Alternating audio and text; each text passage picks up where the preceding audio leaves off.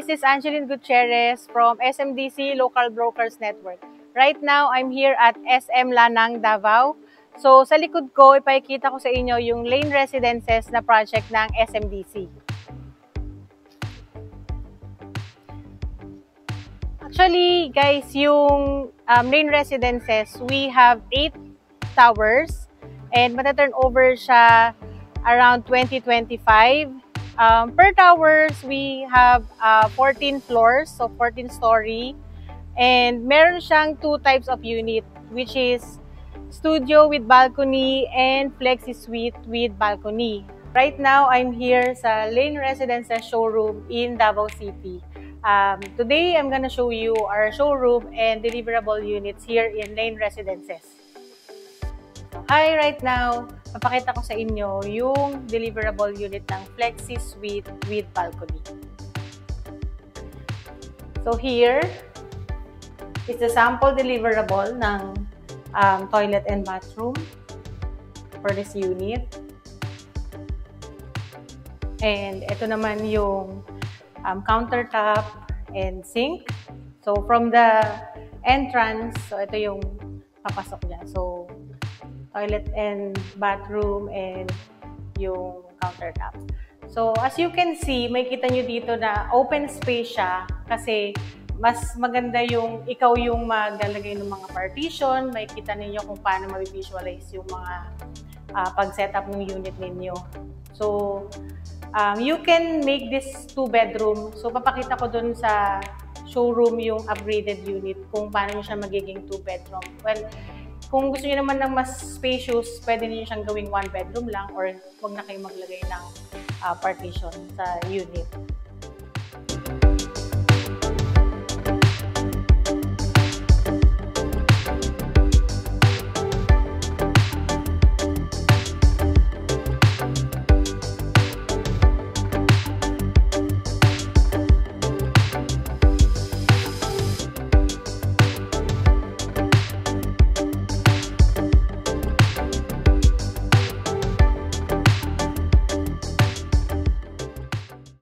So, nandito naman tayo ngayon sa upgraded unit ng Flexi Suite with balcony. So, as you can see, extended na yung kitchen, countertop. So, naglagay na rin sila ng overhead cabinet.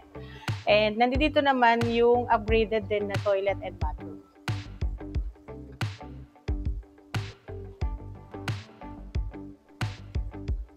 So, I'm gonna show you the bedroom number 2.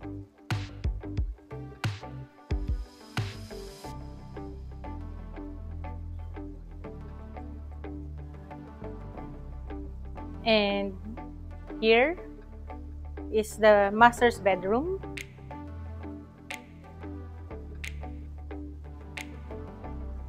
Yan. So, ito naman yung dining and living room area natin. Yan. So, sakto lang siya. Yung size niya, by the way, is 31 to 32 square meters.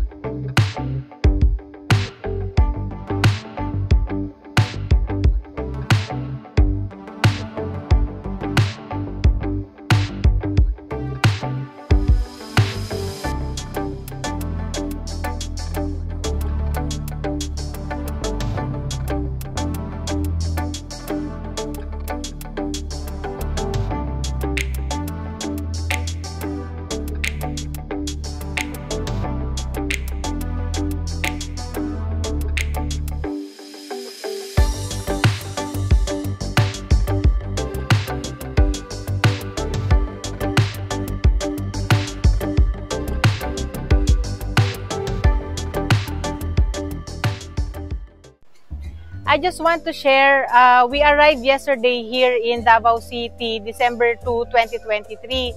So, one of hotels here, naka-check-in kami. And around 10:30 PM, nagkaroon ng malakas na earthquake, which is sabi sa news is 7.2 magnitude something. And last night, nagtatakbuhan yung mga tao pababa ng hotel kasi nga grabe na rin yung alarm sa hotel kagabi.